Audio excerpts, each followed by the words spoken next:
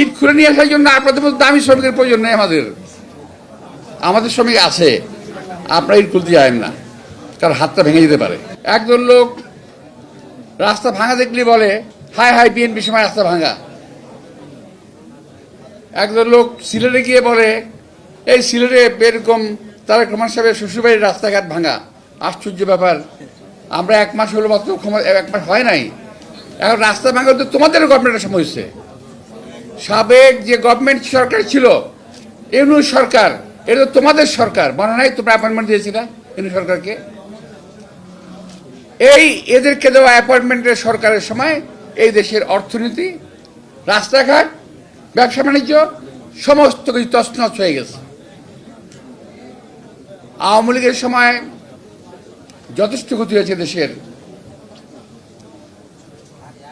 আর তোমাদের এই সরকারের সময় দেশের আরো বেশি ক্ষতি হয়ে গেছে। তবে লাভ হয়েছে একটা, কি জানো? লাভ হয়েছে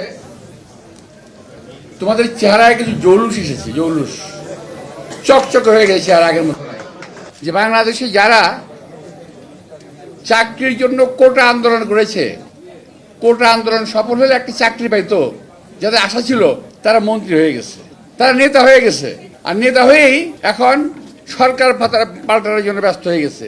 আরে ভাই, বিএনপি তো ক্ষমতা আগেও ছিল, এখনো আছে, থাকবে। তোমরা টোকা দিলেই বিএনপি চলে যাবে এটা ভাইবো না। দেশের মানুষের বেশিরভাগ মানুষের ভোটে বিএনপি জয়লাভ করে আজকে সরকারে আছে।